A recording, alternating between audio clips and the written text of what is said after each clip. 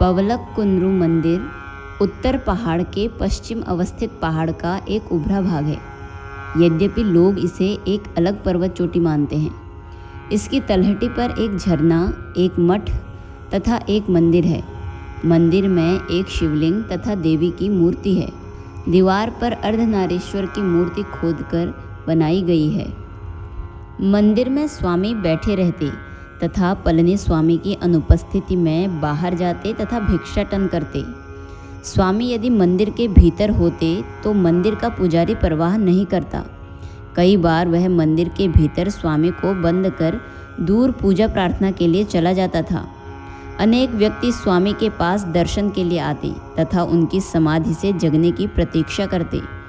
लगभग 5 या 6 महीने तक स्वामी ने वहाँ निवास किया। वहाँ से जाने के पूर्व उनके वैराग्य की परिपक्वता की कठिन परीक्षा हुई। माँ अलगम्माल को जब नेल्लियप्पा अय्यर की असफलता का पता लगा तो उन्होंने इसका कारण इच्छा शक्ति एवं साहस की कमी को बताया। वह स्वयं जाएगी तथा अपने प्रिय पुत्र को लाएगी।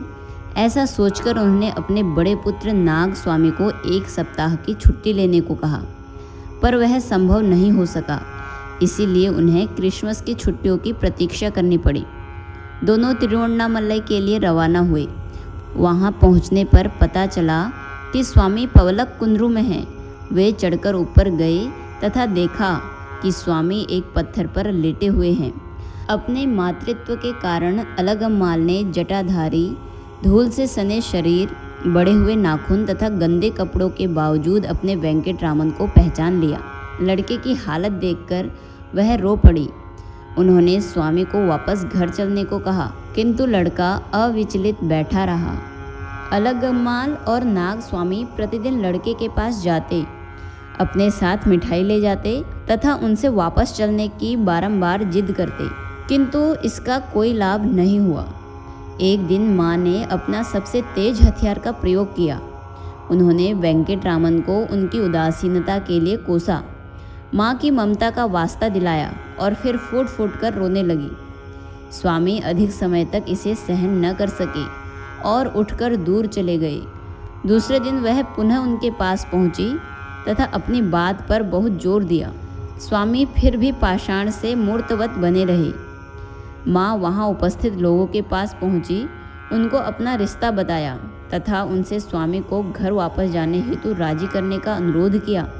उनमें से एक भक्त ने स्वामी से कहा, आपकी माँ रो रही है तथा प्रार्थना कर रही है, आप उनको उत्तर क्यों नहीं देते? चाहे हाँ हो या ना, उन्हें कोई एक उत्तर क्यों नहीं दे रहे हैं? स्वामी को अपना मौन व्रत तोड़ने की आवश्यकता नहीं है। यहाँ पेंसिल एवं कागज है। स्वामी को कम से कम लिखकर बताना चाहिए कि उन्हें क्या कहना है। इस आग्रह पर स्वामी ने कागज और पेंसिल लिया तथा तमिल में लिखा, जिसका हिंदी भावार्थ इस प्रकार है, नियंता पूर्व कर्मों के अनुसार आत्माओं के भाग्य का निर्धारण प्रारब्ध के रूप में करता है।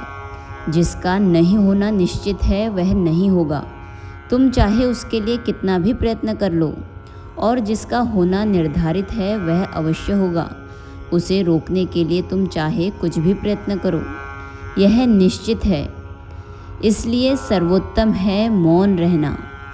पुत्र का दार्शनिक कथन स्पष्ट था या अस्पष्ट, संतोषप्रद था या असंतोषपूर्ण, यह मालूम नहीं, पर माँ के पास वापस लौट जाने के अतिरिक्त अन्य चारा नहीं था।